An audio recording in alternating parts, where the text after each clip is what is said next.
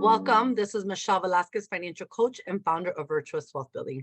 Today with me, we are going to interview Noeli Serna, founder of Serna Legal Services. But before we begin, I just want you to know that this is simply for educational purposes. This is not to be taken as advice.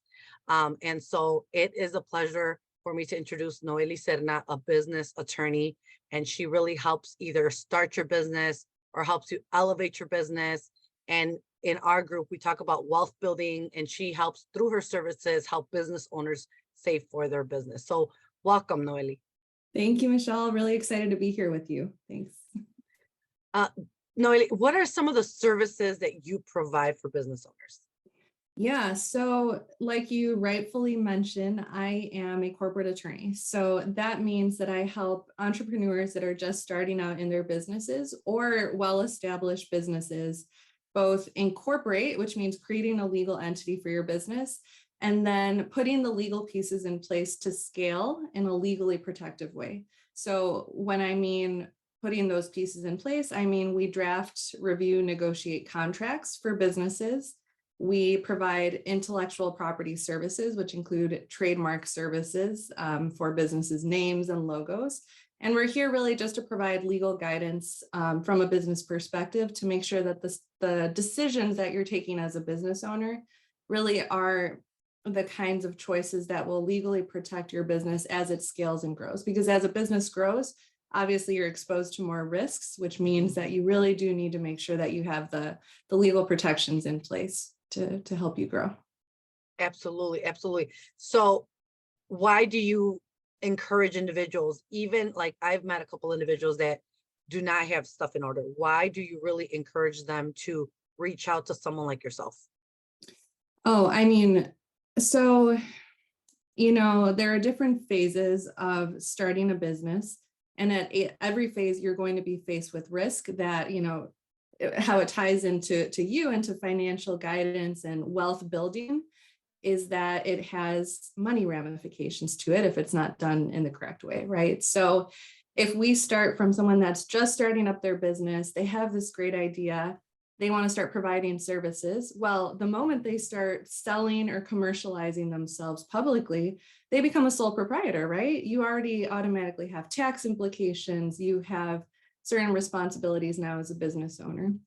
So those business owners sometimes make the mistake of not incorporating, which means they don't create a legal entity for their business.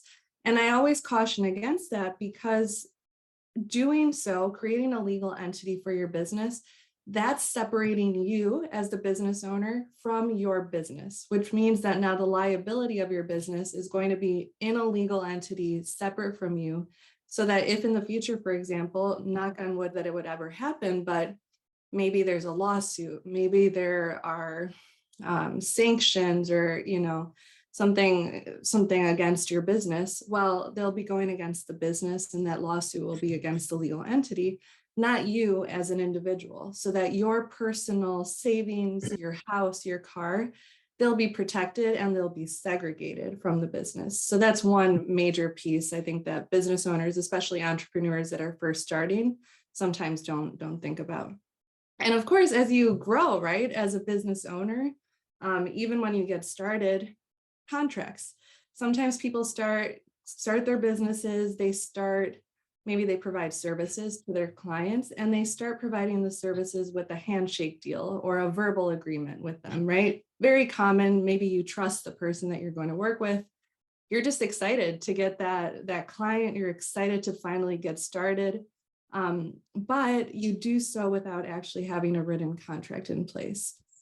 I always caution against that as well, because really a written contract is what you're going to be able to point to show, okay, customer, these are your obligations. These are the services I'm providing. This is the agreement we came to, right? And in there, you're going to have protections on how you get paid, which, that's the biggest thing. I think when you're a service provider, especially, is how do I get paid? When do I get paid?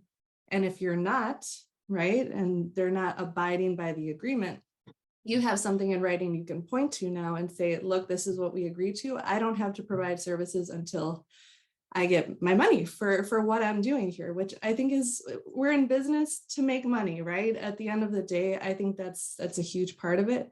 And you want to make sure you're protecting yourself to get paid on time, to have some kind of, there's repercussions if you're not as well. And something that you said that is really important in our culture is that trust. We trust people with that handshake, the compadre, right? And Mhm. I see it as a coach. I initially started as just personal finance, and I had to quickly pivot into business coaching. I started to see a lot of money, and the first questions I ask my clients are, do you have contracts? Do you have agreements? Do you have an LLC S corp? Do you have all the paperwork in order? And like 90% of them will tell me, yeah, I did it myself. And so what can you tell those individuals? Yes, you can go to Secretary of State and technically pay the 150 whatever amount it is nowadays. But why is it so important to do it with an attorney? Oh, yeah, great question. I see it all the time. So I very regularly have individuals that did it themselves, just like you described, and they ask me if I can take a look at it. All of a sudden it says online their entity is not in good standing. So they're curious, like, what's going on, right? And I look at their documentation, I look at the information, and it doesn't actually reflect what's happening, right? Maybe they didn't understand what a registered agent is and who should that be. They didn't understand what address they should be putting for their business. And these are all questions that seem straightforward, and there are some instructions you can follow, but it's not, you need to understand why are they asking for this information? Why is it so important that it be up to date and correct too?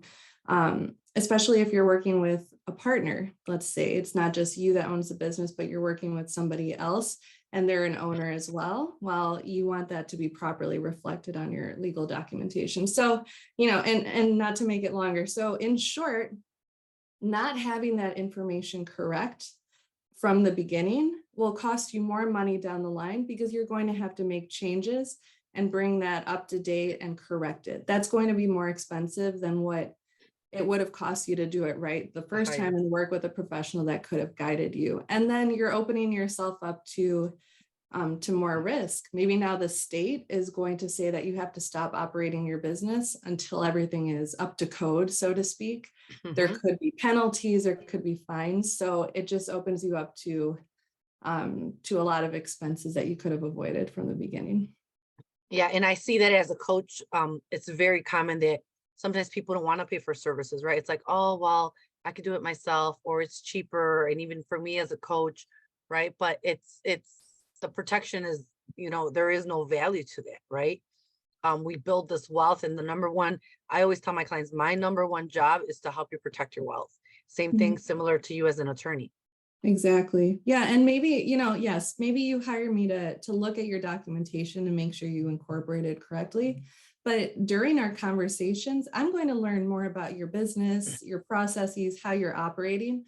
Every time I speak with a client, I always end up hearing something that makes me give them advice about something else about their business that maybe they haven't been thinking about, that they can do differently and above the law, right? So it's hiring a professional for a service that is a partner that now you have as part of your business, just like your services.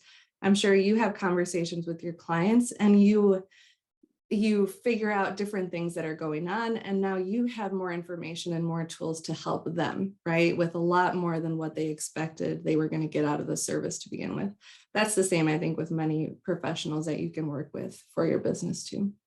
Yeah, absolutely. And something that I wanted to bring up, because I had a situation, and I believe we mentioned this off camera, but I had a situation where I know of a young lady who didn't fill out the trademarks, didn't fill out the LLCs, partner and her split up in the business, and then it just created this chaos and a lost money, right? Like, Yes. what is it about these trademarks? Why is it so important to trademark your business? Yeah, hugely important. So trademarks tend to be one of those things that people think, oh, I can, hold off. I can do that in the future. I don't have to worry about it.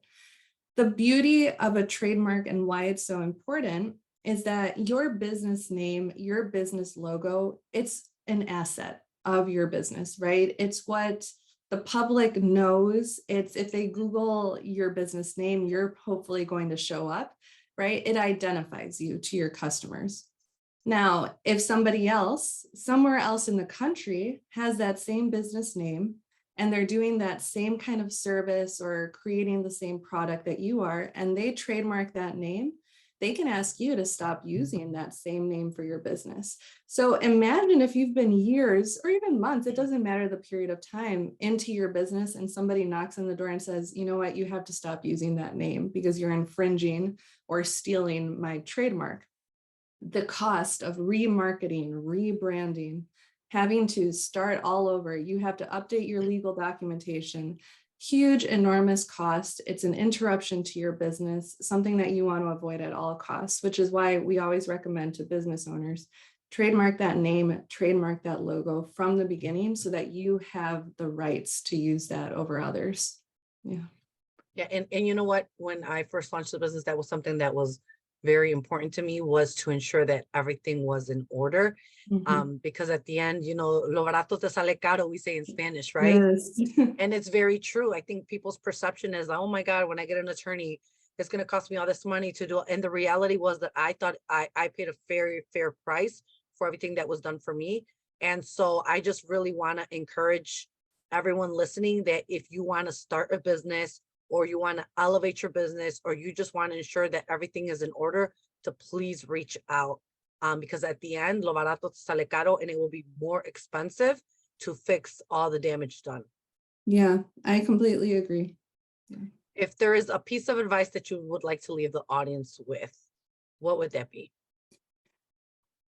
I think one major thing, and I think it rolls off really well of what you just said, it's an investment, right? You are investing in professional help, whether it's a financial coach, whether it's a corporate attorney, a bookkeeper, a tax advisor, et cetera. That is an investment for your business that at the end of the day will help you make more money in the future. So I like to always encourage people, don't think about those services as a cost to your business, a business expense, which it is. Like, it's also, it can be tax deductible, which is something that's important. Absolutely. But it's also an investment because it's going to bring you more money, more protection, more peace of mind, which peace of mind in and of itself has so much value. Priceless. Yeah, exactly. So it's an investment in yourself and your business. Yeah. Well, thank you, Noeli. Just one more final thing. How can people reach and connect with you? Like, let's say somebody wants to connect with you. How can they contact you? Yeah, so I am very responsive via email. So people that want to reach out to me directly can do so at NS, N as in Nancy, S as in Serna, at sernalegalservices.com. And I can answer your questions via email. We have a free 15-minute consultation that we also offer any new interested clients. Or, you know, the fastest second way is to call us, and we're at 312-601-9859. You can schedule a free discovery call there as well. Well, thank you, Noeli Serna from Serna Legal Services. Thank you for joining us today for a few minutes and just providing this valuable information to our audience. We appreciate it and have a great day. You too. Thank you. Thank you.